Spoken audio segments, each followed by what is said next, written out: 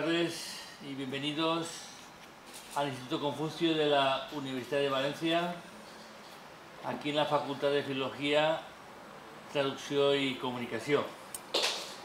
Hoy tenemos con nosotros a Paloma Chen, joven promesa de la poesía española, ganadora del segundo premio Poesía Viva L de Lírica 2020. Paloma, que hoy vuelve a la casa que la vio crecer como periodista, además plasma en su poesía feminismo, inmigración e interculturalidad. Además de su faceta poética, ha formado parte como proyectos como el primer encuentro de la diáspora china celebrado en Madrid o la plataforma Tusanaje, que une a distintas personas de la diáspora china alrededor del mundo. Paloma Chen, para su trabajo de fin de grado, presentó el proyecto multimedia Crecer en un chino, en el que da voz a hijos e hijas de inmigrantes chinos nacidos en España o que vinieron durante su infancia. Como ella misma dijo en su discurso lleno de fuerza y reivindicativo en la RAE, está obsesionada con la palabra, con el no entender y con la comunicación. Y hoy tenemos la suerte de tenerla aquí, en su casa, y de escuchar el poder de sus palabras. Gracias, Paloma, por venir con nosotros y cuando quieras estamos dispuestos a escuchar todo lo que nos quieres transmitir. Muchísimas gracias al Instituto Confucio, a la facultad, a este espacio al final para poder estar un ratito de hoy compartiendo y hablando un poquito del poemario, de Invocación a las mayorías silenciosas. Y bueno, no es la primera vez que lo presento en Valencia, la otra vez fue en la librería La Repartidora, en Benimaclet.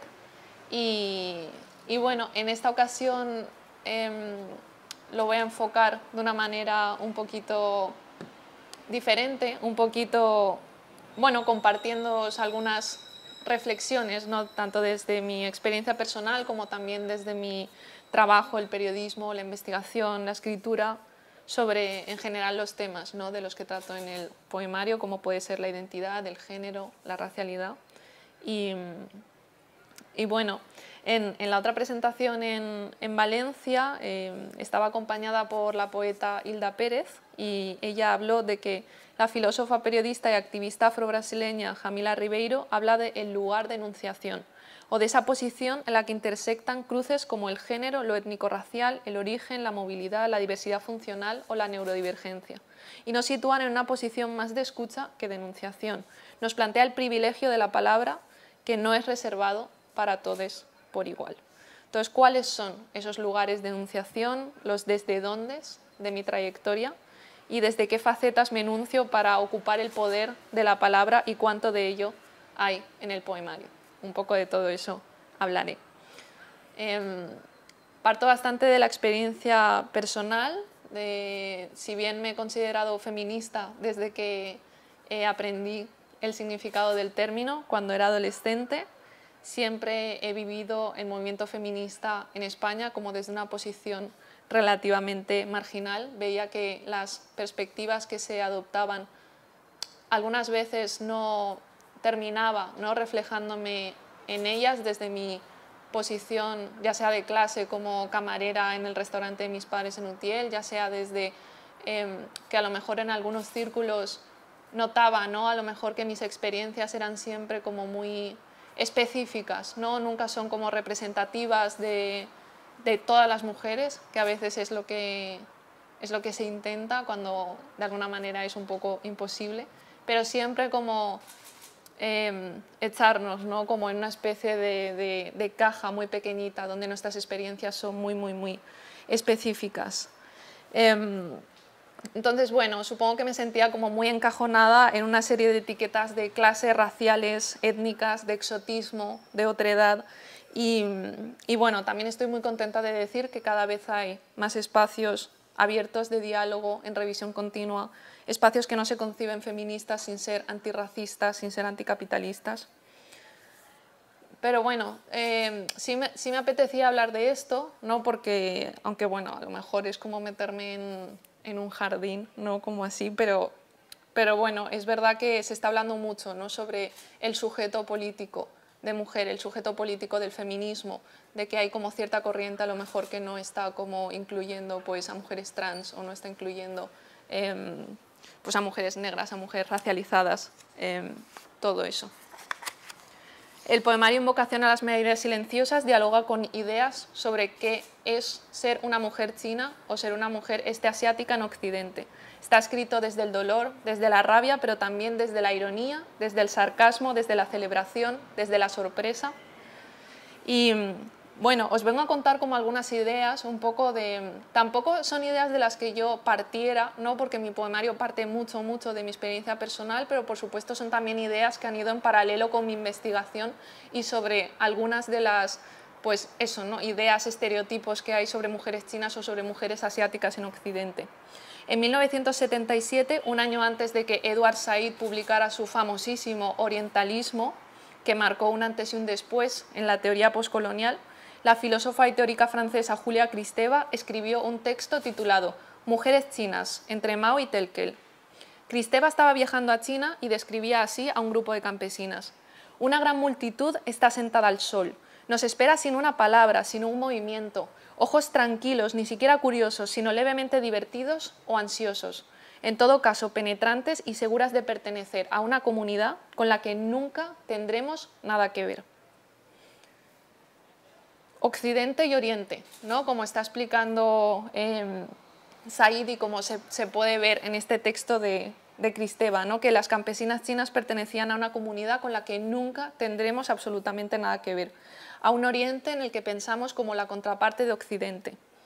Y de este modo estas identidades se refuerzan, ¿no? Porque si bien yo hablo muchísimo de identidad y me parecen herramientas discursivas, materiales, políticas, herramientas desde las que configurar una lucha política, como puede ser también, yo que sé, la etiqueta de personas racializadas, también entiendo que pueden ser excluyentes, ¿no? Que de alguna manera se forman a través de remarcar las diferencias. El sociólogo y teórico político Aníbal Quijano también habla de Oriente como ese otro de Europa. Las relaciones intersubjetivas y culturales entre Europa, es decir, Europa occidental y el resto del mundo, fueron codificadas como un juego entero de nuevas categorías. Oriente-Occidente, primitivo-civilizado, mágico o mítico, científico, irracional-racional, tradicional-moderno. En suma, Europa y no Europa. Incluso así, la única categoría con el debido honor de ser reconocida como el otro de Europa u Occidente fue Oriente. No los indios de América, tampoco los negros de África. Estos eran simplemente primitivos. También centrándome un poco, como en el tema del género, podemos rastrear hasta la expansión colonial e imperial el fetichismo sexual de los occidentales por las mujeres asiáticas. Se refleja en obras de la época, como la ópera Madama Butterfly. En ella un occidental, que es oficial de la Armada estadounidense, pasa un tiempo en Japón y Butterfly, la nativa japonesa, acaba totalmente prendada, enamorada de él. Renuncia a su vida anterior y sigue dependiendo de su voluntad, aunque éste la abandona.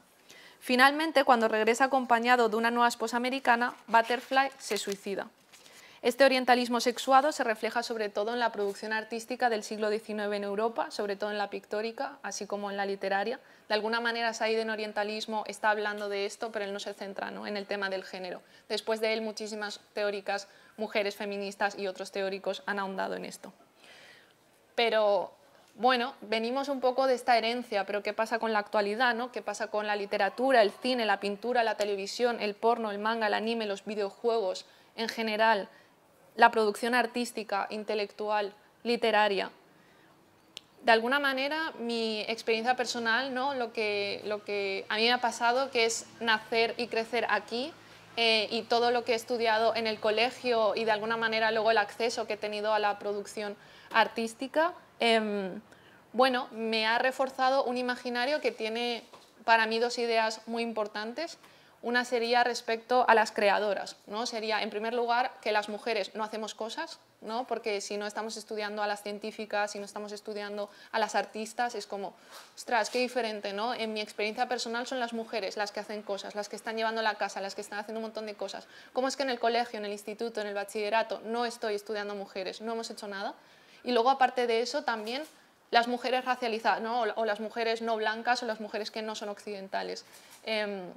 En mi caso en concreto, ¿no? las mujeres asiáticas, que había como muy poca presencia y sigue habiendo muy poca presencia, a pesar de que la inmigración asiática en España pues ya lleva décadas y ahora mismo sí que, bueno, luego igual os lo explico un poco más, pero bueno, mi trabajo como periodista en verdad va mucho sobre visibilizar todas estas historias y visibilizar a creadoras de origen asiático. Entonces, bueno, esta sería una idea, ¿no? La de, ostras, ¿dónde están todas estas? Y a mí esto sí que siempre me ha obsesionado un poco, ¿no? O sea, ¿dónde está la gente que, entre comillas, como yo? O sea, ¿dónde está o qué está haciendo? Porque parece que no está haciendo nada, ¿no? Y al final te vas dando cuenta de que hay ciertas mecánicas que están poniendo como un montón de dificultades en que esas voces se escuchen. Y la otra, por supuesto, es cómo se representa a las mujeres asiáticas en Occidente y en concreto a las mujeres chinas como exóticas, como sumisas, como, bueno, muy cosificadas. Y bueno, me gustaría hablaros de un libro muy interesante que se llama Ornamentalism, de An Lin Chen. Ella es una teórica cultural estadounidense de origen taiwanés, que habla bastante de esto, ¿no? Ella relaciona lo oriental con lo femenino, con lo decorativo. Dice, culturalmente incrustada y ontológicamente implicada por las representaciones, la mujer amarilla es persistentemente sexualizada y desexualizada, simultáneamente hecha y deshecha por el proyecto estético. Como digo, la hipersexualización y fetichización a la que he hecho referencia no es privativa de la mujer china, sino de la mujer asiática en general. También podemos hablar en general de lo que afecta a mujeres migrantes y racializadas, porque evidentemente los estereotipos como afectan de maneras distintas. Pero esta imagen de mujer sexualmente disponible es especialmente peligroso porque si a las mujeres chinas se las percibe como disponibles, promiscuas, hace que se normalice y legitime el acoso o el abuso sexual sobre nosotras. Todo esto mezclado con esos problemas o como esas reflexiones sobre la identidad que una persona como yo, nacida en España, pues siempre se ha hecho, ¿no? Desde vivir como que en tu casa se vive una cultura distinta, ¿no? y cuando estás fuera, ¿no? En el colegio y todo eso, es todo muy distinto y al mismo tiempo, y se ve como muy claro en mis poemas, ¿no? Esa sensación de insuficiencia, de como estás en el medio, es como que no eres puramente nada y no eres lo suficientemente china y no eres lo suficientemente española. Entonces, no sé, a lo mejor es como que tus padres te consideran china, pero haces unas cosas y es como, no, pero esto es de española y no deberías hacer esto, y luego con las personas españolas es como, ah, no, sí, pero tú eres súper española, pero luego te empiezan a decir chinita y te empiezan a decir como esas cosas, siempre como marcando esa diferencia. Yo creo que de ahí nace como mucha parte de mi confusión durante la infancia. Luego también, eso sí, es verdad que o sea, por una parte me parece importante cómo hablar de esto y por otra parte siempre intento decir, no soy representante de nada, no estoy diciendo aquí, o sea, una cosa que me gustaría dejar muy claro es como que las mujeres chinas, empezando porque yo soy una mujer española, hija de familia china, no somos intercambiables, no somos idénticas entre nosotras, nuestras experiencias son diferentes, estamos atravesadas por nuestras experiencias, nuestra diversidad corporal y social, nuestra psique, nuestras condiciones de clase. La sociedad española tiende a describir a una mujer china con los mismos atributos que le servirían para describir a otra. Y este dispositivo generalizador es uno de los recursos más frecuentes en la construcción infravalorante de esa otredad, de la otredad china y de la identidad de la mujer china. Y yo creo que también, bueno, se puede hablar de discriminación en muchísimos ámbitos, pero por centrarme, por ejemplo, en la academia y en los estudios de migraciones chinas, pues desde una perspectiva de género son escasos, a pesar del importantísimo lugar que las mujeres ocupan en la historia de las migraciones. La mayoría de las veces las voces investigadoras pues se centran o dan más relieve, ¿no?, a la experiencia masculina. El hombre es el que ha iniciado ese proceso de migración y luego es él el que trae a su familia, ¿no? El que trae a su mujer y el que trae a sus hijas e hijos. Y realmente hay muchísimas historias que no se visibilizan, que son de mujeres que vienen solteras o que vienen y son las que traen a sus familias, o como una gran diversidad de experiencias que no se visibiliza tampoco en la academia. Y luego, pues como a nivel más general, ¿no? De medios de comunicación, de eso, pues el imaginario colectivo también de alguna manera visualiza quizá en primer lugar a un hombre chino, ¿no? De mediana edad, servicial, que está atendiendo su negocio familiar, y la mujer china es invisible en este imaginario, aunque si le preguntáramos a las personas españolas qué pensarían de ella, quizá dirían que es una mujer conformista, que es sumisa, que es dócil, que está incrustada en una cultura machista. En la anterior presentación, Hilda Pérez, la poeta, me estaba preguntando sobre lo que ella llamaba vivir con una identidad extrañola, ¿no? Porque yo a veces he utilizado como este término de chiñola, que es un término un poco medio de broma, medio en serio, que se hizo un poco viral en redes sociales. Y bueno, también me hace gracia y me parece interesante este término, ¿no? De extrañola.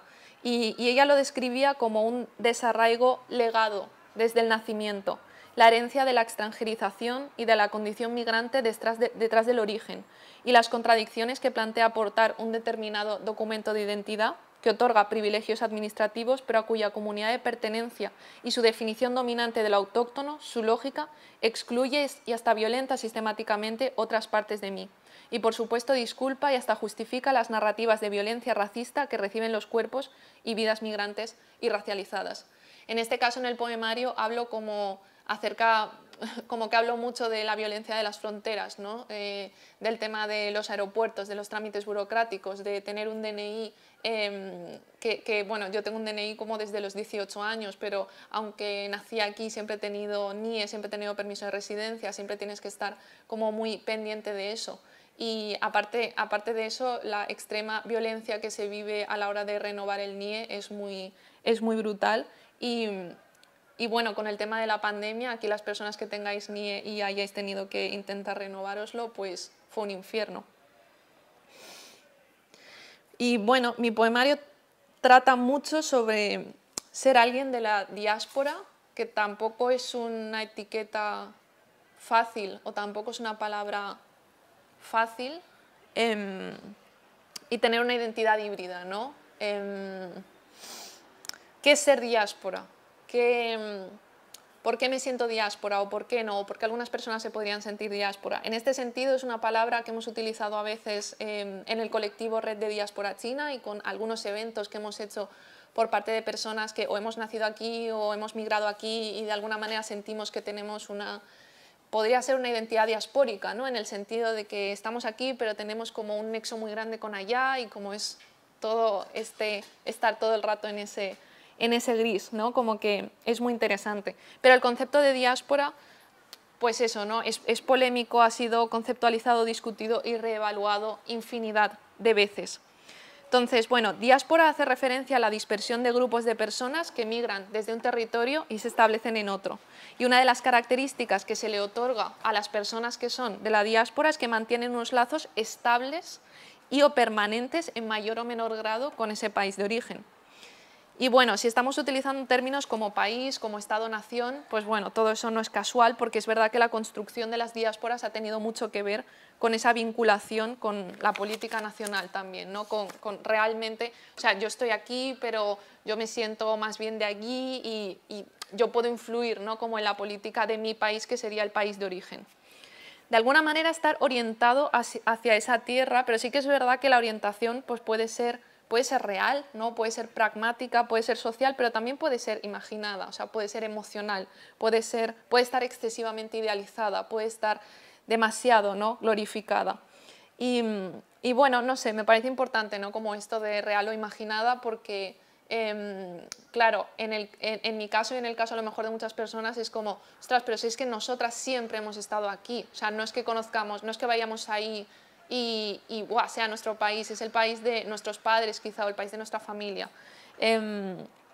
Entonces, bueno, este concepto de diáspora yo lo utilizo de un modo pues también muy, ¿cómo decirlo?, muy estratégico, ¿no? Y también muy utilizando y queriendo decir como ciertas cosas, pero no es en ningún caso una manera como esencialista, supongo, de describir la identidad.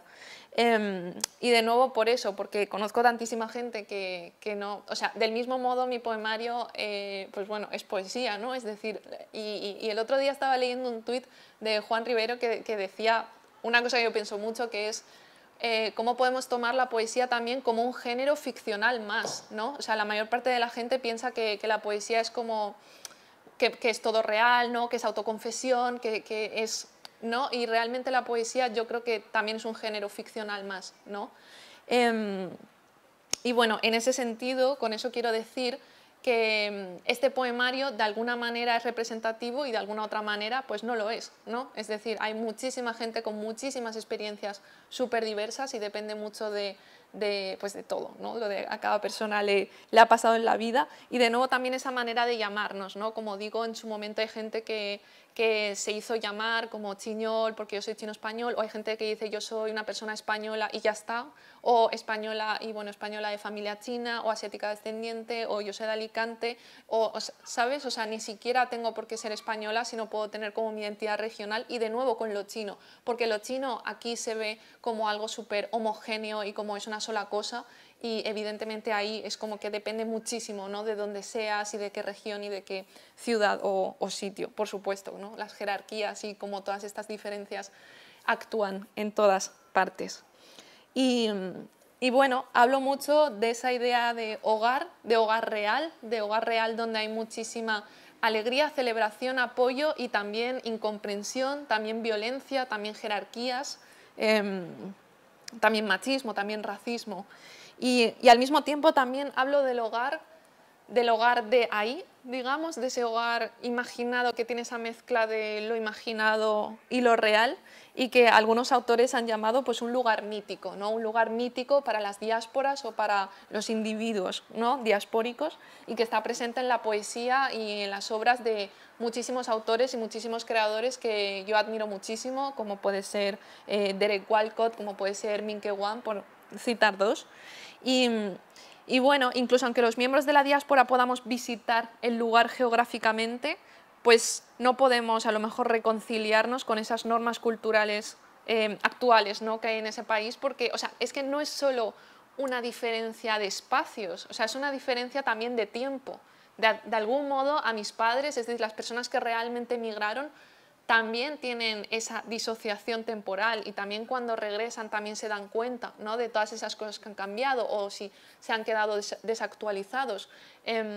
Y todo eso evidentemente va como haciéndote preguntar mucho, ¿no? Sobre la identidad, fragmentándola de alguna manera y todo eso, ¿no? Porque al final nos estamos como preguntando mucho sobre la identidad cuando no es estable, cuando estamos viendo que tenemos todo el rato como estímulos muy diferentes, ¿no? Supongo. O sea, yo desde pequeña me he preguntado mucho acerca de estas cosas por eso, por ver que tenía todo el rato como estos inputs tan distintos. Y bueno, en general como el concepto de hogar en relación a la identidad, en relación al viaje, en relación al movimiento, en relación al desarraigo, todos esos temas me interesan un montón. Y bueno, aunque es evidente que la propia situación geopolítica del país de origen es vital, o sea, no es lo mismo si un individuo de la diáspora, por ejemplo, palestina, trata de visitar su tierra ocupada por Israel, que si yo misma de la diáspora china visito el país de mis padres, aunque ahora mismo me es prácticamente imposible visitarlo por la condición pandémica, lo cual también es un tema que me está como suscitando muchas reflexiones, ¿no? sobre qué es lo que pasa con toda esa, no sé, energía, creatividad, ideas, cosas que pasan cuando estás pensando tanto, ¿no? En un lugar al que no puedes como físicamente ir. Es como una especie también como de disociación continua.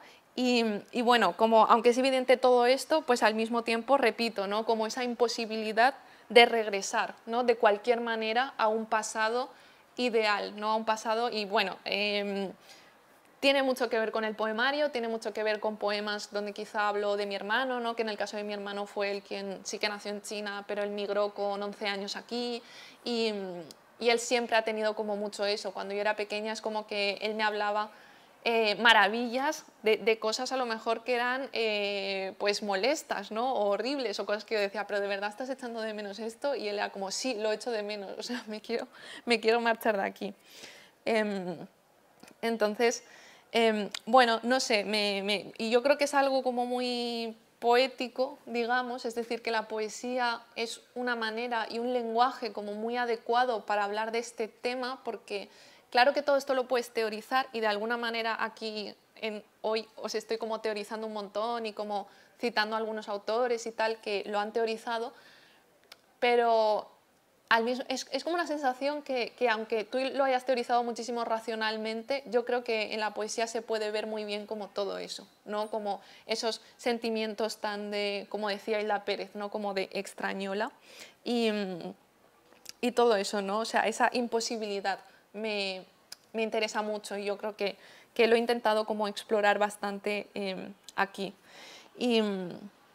Y bueno, de alguna manera sobre la experiencia o de la identidad de la diáspora, pues está este autor que se llama Stuart Hall, que habló bastante de esto, y él dice: la experiencia de la diáspora, tal como la entiendo aquí, se define no por la esencia o la pureza, sino por el reconocimiento de una necesaria heterogeneidad y diversidad, por una concepción de la identidad que vive con y a través de, no aunque, la diferencia, por la hibridez. Y las identidades diaspóricas son las que se producen y reproducen a sí mismas constantemente a través de la transformación y la diferencia. Sería importante añadir que en verdad, de alguna manera, todas las identidades son así, o sea, de alguna manera esto no se reduce solo a mis padres son chinos y yo nací en España, sino que eso también pasa muchísimo a nivel como más micro, ¿no? A mis padres son del norte y entonces migré aquí y como todo eso. Entonces, por supuesto, y que las identidades no son como algo tan, supongo, como esta visión esencialista, ¿no? Que muchas veces nos venden, ¿no? De algo tan rígido y no de algo que pueda de alguna manera cambiar, es decir, tú no eres como todo el rato la misma persona, digamos. Y bueno, hay dos poetas, antes de empezar os estoy dando la chapa duro, pero ahora luego me pondré a recitar algunos poemas para ejemplificar, ¿no? Digamos, como algunas de estas cosas que, insisto, son cosas que más bien son teorizadas después, ¿no? o como pensadas después de, ostras, tengo que explicar mi libro. Y es como que cada vez que presentas el libro vas entendiendo mejor tu propio libro y dices, ostras, pero en verdad en ese momento no es que estuvieras para nada como pensando en estas cosas o no de manera tan clara, ¿no? O sea, la poesía es verdad que va como mucho más por intuición, ¿no? Que a lo mejor que escribir una novela, digamos, un relato. Entonces, bueno, ya por terminar, antes de recitar, hay dos poetas que, bueno, de alguna manera los tuve bastante presentes a la hora de escribir el poemario y que, bueno, son dos súper referentes para mí y me encantan. Una es la poeta estadounidense Sally Wen-Mao y ella nació en Wuhan, de hecho, y bueno, ella es la autora de un poemario fascinante que se llama Oculus. Desafortunadamente no está traducido al castellano, pero como me fascinó muchísimo, pues os tengo que hablar un poquito de él. Entonces, bueno, básicamente en algunos textos de sinopsis y tal del poemario que he leído dicen Mao confronta las paradojas de ver y ser vista, la intimidad que es hecha posible y que es arruinada por la pantalla y todos los roles y representaciones que las mujeres de color tienen que hacer para sobrevivir en una cultura que lo que hace es consumirlas, ¿no? Desde el título, ¿no? Oculus, que es como óculo, es como muy claro, ¿no? Que Sally Wen-Mao lo que quiere es reflexionar sobre esa paradoja entre la visibilidad y la o sea, y la invisibilidad y la hipervisibilidad, ¿no? Vale, tenemos como todo el rato, de alguna manera, a lo mejor hay gente que puede pensar que sí, que estamos muy presentes, que las mujeres asiáticas son muy presentes, pero luego está como esta contraparte, ¿no? Como ese riesgo todo el rato de ser vistas, pero desde una perspectiva muy concreta, ¿no? Desde esa perspectiva de la que he hablado antes, ¿no? Como desde la exotización, ¿no? La fetichización y todo eso. Entonces, bueno, en Oculus se habla de algunos casos de muertes de personas asiáticas en determinados momentos y también en relación con todo este tema de la visualidad, y me pareció súper interesante. Hay un poema que trata del suicidio de una mujer en Shanghái al mismo tiempo que ella lo estaba como documentando en Instagram. En otro poema está dedicado a la hija de un hombre coreano que básicamente fue empujado a las vías del tren, y había un fotógrafo, un periodista del New York Post que tuvo el tiempo suficiente, ¿no? O sea, él estaba bastante lejos como de tomar esa foto horrible y se veía perfectamente que había gente que podía ayudarlo, pero en ningún momento eso pasó, ¿no? Entonces, bueno, ella de alguna manera está reflexionando, ¿no? Como sobre todas estas imágenes de estas personas asiáticas o Asian American, ¿no? Que están como muriendo de esta manera, que es tan como espectacular, que es tan hipervisible y a través de la tecnología. Y bueno, hay muchos otros temas de los que ella habla, como puede ser el tema de perpetual foreigners, ¿no? De siempre vamos a ser extranjeros, siempre como, pues bueno, ¿no? Como tu cultura, que además es una cultura que alguna gente pues la respeta mucho, ¿no? Como de decir, es una cultura súper milenaria y tú pues realmente perteneces a eso, y qué pena que no hables el idioma de tus padres y qué pena que hayas perdido toda esa grandísima cultura. Y es como, ostras, vale, o sea, es importante la pregunta, ¿no? de dónde eres, pero también es importante la pregunta dónde estás, ¿no? Dónde estás ahora y qué has hecho con todo eso que has heredado, ¿no? Y bueno, en otros de sus poemas, pues Ali Wong Mao utiliza a Anna May Wong, que ella es la primera Chinese American actriz de Hollywood y que bueno, ella protagonizó un montón de películas, muchas veces en roles súper estereotipados o donde ella no hablaba o donde ella pues siempre, ¿no? Como hacía estos papeles que al final no han cambiado tantísimo. En el poemario ella hace como una crítica muy fuerte, ¿no? A todos estos fenómenos de ¿cómo se dice? Yellow facing y de whitewashing que pasa a veces, ¿no? Bueno, muchas veces en la industria del cine americano. Y bueno, y ya para terminar, otro poeta que es Min-Ke Wang. Él, de hecho, nació en la misma ciudad de donde es mi familia, que es Wenzhou, y él migró con 10 o 11 años a Madrid y empezó a escribir poesía en su segunda lengua, ¿no? El español.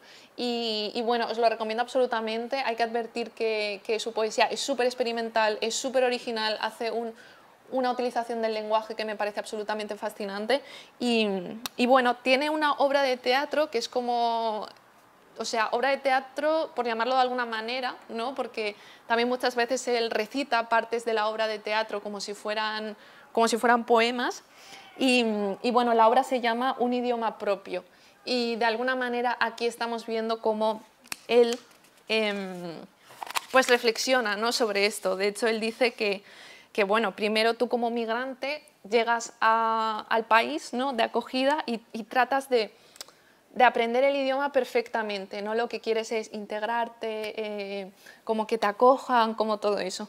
Pero él dice, una vez interiorizadas las reglas convencionales de uso, el cuerpo del migrante se revela. Entonces debe desaprender lo aprendido e ir en busca de una lengua imperfecta que pueda hospedarse en su organismo híbrido. En este caso, es el sustrato desarraigado el que intenta desplegarse y articular una forma extrañada sin salirse de la gramática que le da cobijo. Un idioma menor y extranjero dentro del propio idioma.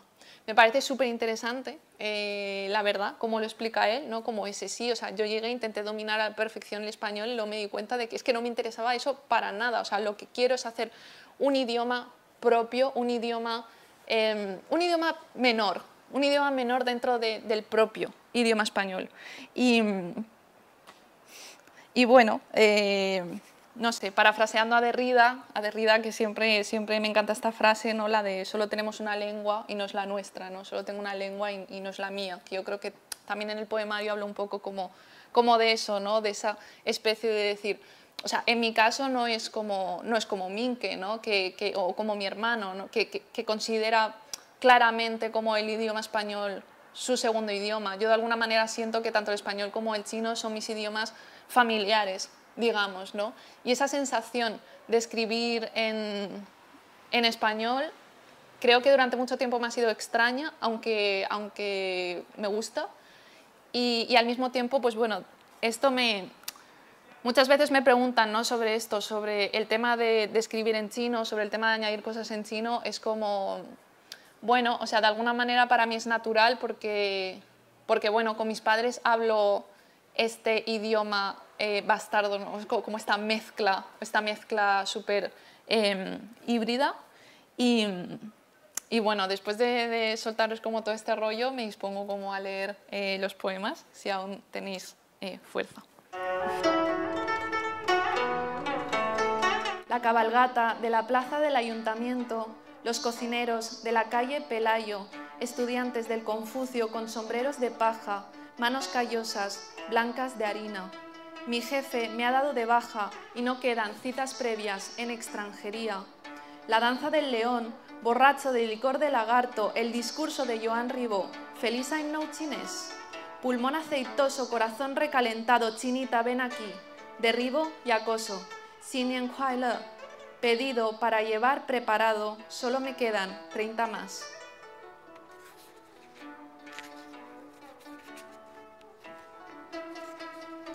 Ni hao, chinita. Ni hao, Pocahontas. Mamá, en el colegio me dicen china. Hija, eres china.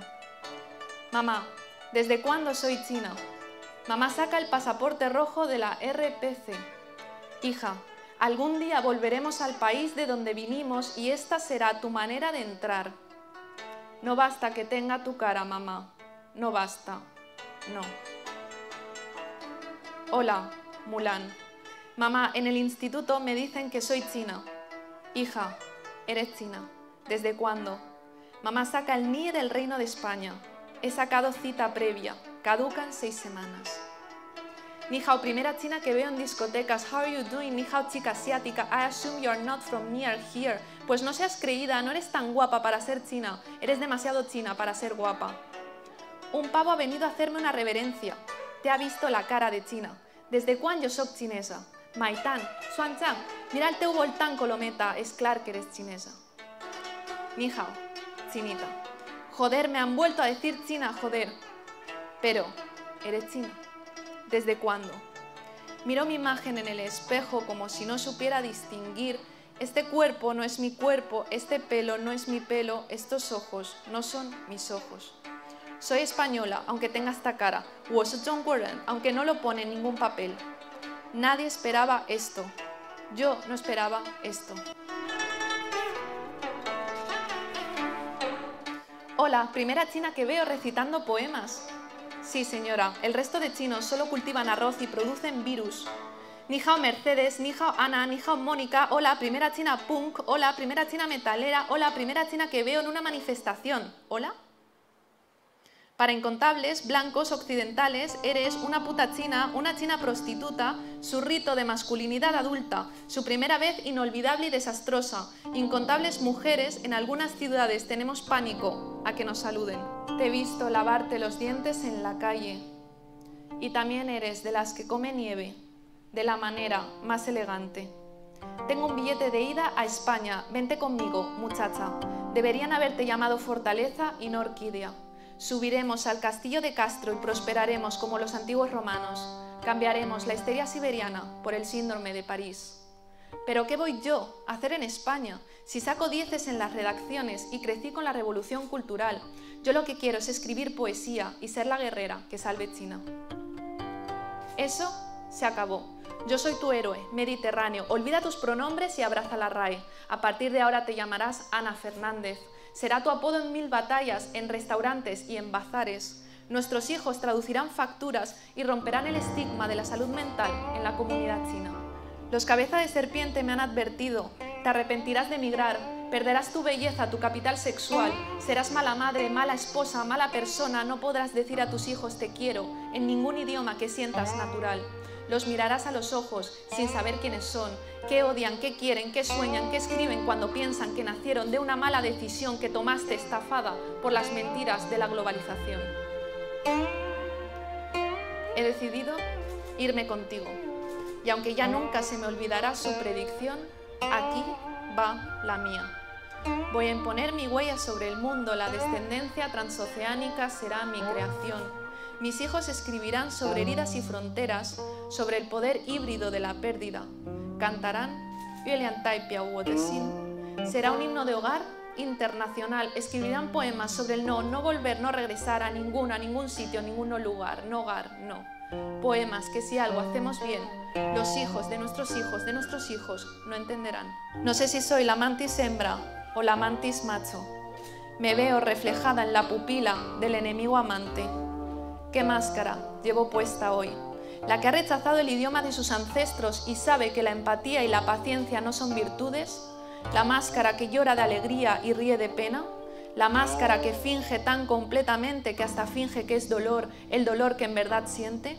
La de la nariz taponada, la que esparce, espolvorea y lame y dispara cieno y hedor, con un rifle en el verano del 42, al fémur izquierdo que fundó la civilización. No olvides añadir subtítulos a tus recuerdos, contratar a tus padres como actores de doblaje, pagar con obediencia los servicios de interpretación. Te hiere soñar en español y tu mente es una sopa confusa y aún no sabes cómo serán las conversaciones en la mesa y lloras buenos días, tradúceme por favor qué dice la abuela. Nainai dice: sobresáltate cuando subas la persiana, corre dentro de un tren en marcha, atenta al pasar de los días. Sumérgete en el aburrimiento infinito, empápate del rastro del sueño, planea una vida estable y una muerte repentina. Confiesa tus pecados más horribles a tus hijos, pero ocúltaselos a tus padres. Abraza a los luchadores de sumo sonrientes entre los girasoles. Distráete con el reverso del mundo. Y si la galería de estupideces es demasiado ruidosa, escucha la tenue voz bajo la sombra. Acerca el ojo, tu pulmón esternón, el ojo que es el ojo de tu abuela. No soy suficiente, aunque tenga tus ojos, no soy suficiente, nunca he sido suficiente. Aunque tenga tu risa, no soy suficiente, aunque sufra la vida, no soy suficiente. Hablo mal no en uno, sino en 2 idiomas, no soy suficiente. Mi etnia es la tristeza, no soy suficiente. Mi raza es la ansiedad, no soy suficiente. Lo entiendo, pero no lo sé explicar. No soy suficiente, no soy suficiente, no soy suficiente, no soy suficiente, no soy Nainai, no soy Nainai, no soy suficiente, no soy Nainai, no soy. Nainai. Los abrazos queman, la pandemia es segura, la historia corre pero el calendario está encajado en la sabiduría de tu cuerpo, que huele a silbido cristalino y escombro deshabitado, que persigue risa libertadora y beso cínico, que se regodea en cálida soledad y fría compañía. Nainai. Mi niña de la mirada triste, si tienes miedo de los días sin miedo, de las notas disonantes, del aire robada, de la esperanza intacta, sé una mandíbula excretando palabras. Nainai. Mi niña, de la mirada triste, no hablar el mismo idioma también tiene sus ventajas. Romper el silencio es tan difícil que hasta tu más tímido balbuceo tendrá mi bendición. Toma el cuchillo. Mitad mango, mitad filo, muero en la dicotomía y en la bifurcación. Acerca tu oído a mi coño que es latido, tómame la temperatura, atravieso la culpa cristiana, la vergüenza confuciana. Soy una boca polinizada por la ira, he nacido vieja, mis padres me hicieron huérfana. Estoy extenuada de transformar horrores en palabras, agotada de tanta policía mental y cacería interiorizada, de morderme esta lengua bastarda, de que se me salgan las tripas y disimular las marcas. De mendigar invitaciones a fiestas de presagios y terminar siendo devorada, de ser eterna extranjera, de no saber qué hay dentro, de venir siempre de fuera. Cálmate. Huésped y hospedador, esto es un mapa de mis heridas, elige cuál hacer tuya, elige cuál agrandar para meter tu corazón. He traído a un Laowai a casa. Antes le he leído una lista de things white guys cannot do. Mis padres pronuncian Raúl como laúd. No importa, no te voy a descartar porque nuestras familias no puedan hablar sin Google Translate. Esa no es su tarea, como Altar y Vega. Pastor y tejedora, esa es nuestra tarea, es la nuestra. Solo responde, ¿dónde está la piedra de jade que te regalé? ¿Dónde guardas el verdor azulado del nacimiento? ¿Desde cuándo tu postre favorito es esta gelatina de huesos? Avísame si tienes hambre, avísame si tienes sueño. Yo protegeré la almohada sobre la que reposa tu cabello. Yo hidrataré mi tristeza para acordarme de lo que no me acuerdo, a cambio de que ilumines con fósforos los moratones que colorean mis rodillas. Tengo el corazón a 1000 por hora cuando enciendes una bombilla. Fundamos nuestros torsos incendiados, convirtámonos sin darnos cuenta en piedra volcánica, en caos sin ecualizar. No sé si alguna vez nos enamoramos de alguien que realmente exista. Aún recuerdo cuando pensaba que nunca ligaría por ser china. Pero hoy tu nuca es una constelación y mi pecho una estampida furibunda, capaz de reprogramar los algoritmos de toda la fucking poesía. Y voy a leer el último poema, el que da título a este poemario.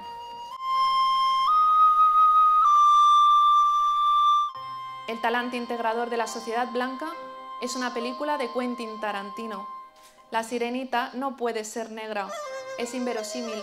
Ya sabe usted, no están los ODS y los negros no tienen cola de pez. Hoy invoco a las mayorías silenciosas. Hemos venido a robar los trabajos de los mejores ciudadanos, los que pagan impuestos y votan cada 4 años. Hemos venido a robar la manta en la que vendéis Nikes. He venido de un love hotel llamado Asia, a robarle el primer beso a Harry. He venido convirtiendo crisis en oportunidad, apadrinada, tolerada y aleatoriamente parada. He venido a llenar de rostros orientales los catálogos de las ONG. Mujeres emprendedoras con los ojos operados, niños lavaplatos explotados, CEOs de éxito, migrantes y racializados.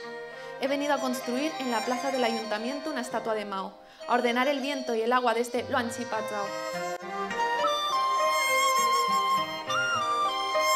a dar sermones desde el púlpito, Tao, Ke Tao, Fei Chang Tao, Ming, Ke Ming, Fei Chang Ming, a vender citas previas para renovar NIEs y DNIs, a ver vídeos de Mishima Yukio hablando en inglés. Los fascistas de antes sí que tenían clase, joder. Como el mezcladillo de Merca Mujer, esa soy yo, portavoz del glorioso Partido Comunista, llámeme Paloma Chen, Chen Paloma Chen, Chong Hui, Chiñola, Diáspora, Huai, Hua Qiao, Huaren.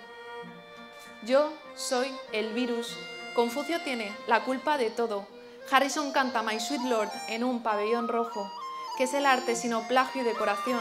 ¿Qué es la política sino hashtags nutriendo la revolución?